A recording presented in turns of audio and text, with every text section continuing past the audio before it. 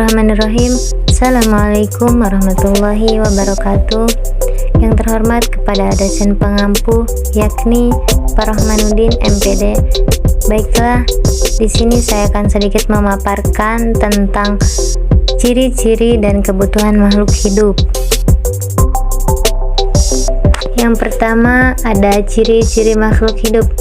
Kamu telah mempelajari bahwa di sekitar kita ada banyak benda pastinya. Nah, benda digolongkan juga menjadi benda hidup dan tak hidup. Benda hidup disebut juga makhluk hidup. Tahukah kamu perbedaan antara benda hidup dan tak hidup? Jadi, makhluk hidup memiliki ciri yang tidak dimiliki oleh benda tak hidup. Nah, berikut beberapa ciri makhluk hidup. Ciri yang pertama yaitu bernafas.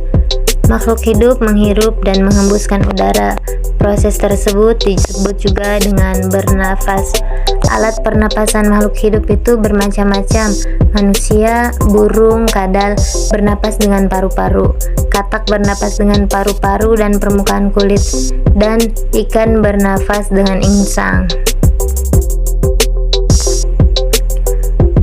Yang kedua yaitu cirinya memerlukan makanan dan air. Semua makhluk hidup membutuhkan makanan dan air untuk hidup. Jika tidak makan dan minum, makhluk hidup tidak dapat bertahan hidup. Bagaimana cara tumbuhan makan dan minum? Nah, tumbuhan mendapatkan makanannya dengan melakukan fotosintesis. Fotosintesis terjadi di bagian tubuh tumbuhan yang mengandung klorofil, terutama pada daun. Ciri yang selanjutnya yaitu bergerak. Makhluk hidup bergerak untuk mencari makan dan menghindari musuhnya. Manusia berjalan dan berlari dengan kaki. Ikan berenang menggunakan sirip-sirip di tubuhnya. Burung elang menggerakkan sayapnya untuk terbang menangkap ikan. Selain hewan, tumbuhan juga dapat bergerak. Akan tetapi, gerak tumbuhan tidak seperti gerak manusia dan hewan. Contoh gerak tumbuhan misalnya, tumbuhan putri malu yang mengatup daunnya setelah disentuh. Ciri yang selanjutnya yaitu tumbuh. Jadi, setiap makhluk hidup itu pasti akan mengalami yang namanya pertumbuhan. Baik manusia, hewan, dan tumbuhan itu pasti akan mengalami yang namanya pertumbuhan. Ciri yang selanjutnya yaitu berkembang biak. Jadi, berkembang biak itu artinya menghasilkan keturunan dan tujuannya adalah melestarikan jenisnya agar tidak punah. Selanjutnya yaitu peka terhadap rangsangan. Rangsangan adalah sesuatu yang dapat memengaruhi kerja bagian-bagian tubuh.